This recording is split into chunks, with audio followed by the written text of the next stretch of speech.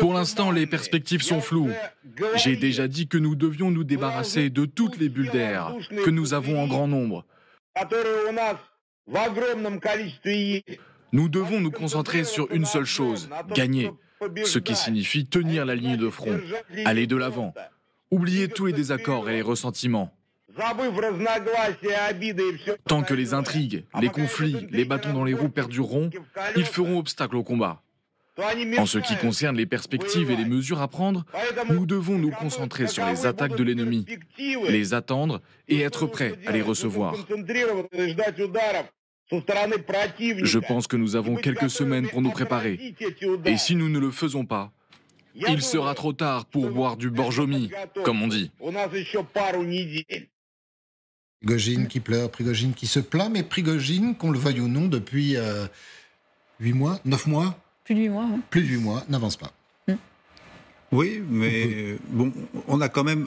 Moi, je suis surpris de voir qu'il n'y a que Wagner qui se batte à Bakhmout. Voilà, moi, ça me surprend un petit peu, car il me semble qu'il y a une armée russe qui existe. On avait parlé de 2 unités aéroportées à un moment donné. Voilà, au sud notamment. Au sud. Donc, est-ce que c'est bien Wagner qui a les moyens de faire cette offensive au sud? Donc, on est comme dans le brouillard de la guerre, hein, pour reprendre une... Les Ukrainiens sur le terrain ne parlent que de Wagner. Il semblerait que les Russes restent très à l'extérieur et prêtent, je ne sais pas si on peut dire ça comme ça, à Wagner les moyens lourds, notamment l'artillerie. C'est possible, mais Wagner est un bon produit de marketing pour dénoncer finalement ce que font les Russes. Wagner ne passe pas pour une entreprise, je dirais, militaire traditionnelle. Ce sont des mercenaires, ce sont des criminels.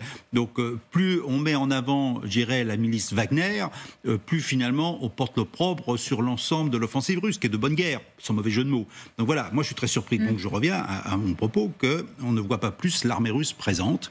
Je pense qu'il serait peut-être intéressant d'écouter peut-être le porte-parole, le lieutenant-général Igor, je ne sais pas son nom, qui s'exprime d'ailleurs régulièrement pour dire un petit peu quelle serait sa version sur le sujet, parce que je pense qu'il s'exprimait tous les jours, comme tout porte-parole des armées, par rapport à Prigojine. Parce que moi, entendre Prigojine tous les jours, puis quand même... On ne l'a pas tous les jours, hein, c'est assez compliqué. On l'a jamais, j'y ai droit. La semaine dernière. Oui, il est occupé. Moi, je remarque aussi, je vais faire une remarque, Prigojine, c'est quand même l'un des rares chefs russes qui n'a pas été éliminé par les Ukrainiens.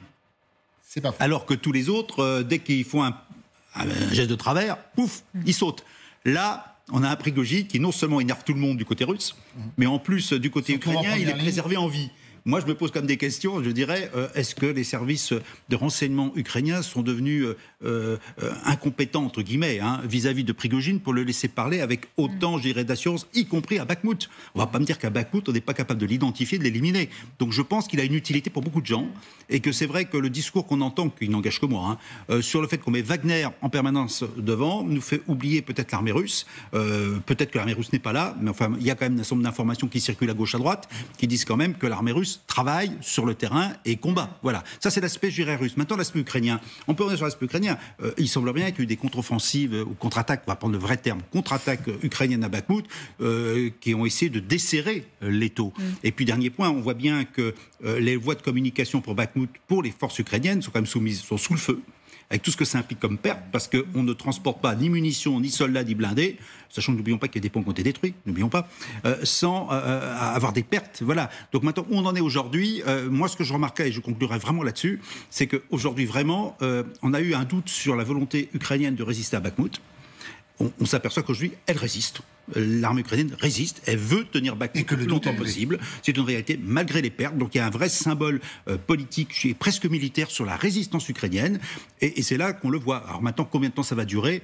Je dirais qu'on en parle depuis tellement longtemps et qu'on voit que les Ukrainiens sont toujours là. Je dirais que ça peut durer un certain temps parce que les Ukrainiens veulent rester et mettent les moyens pour rester.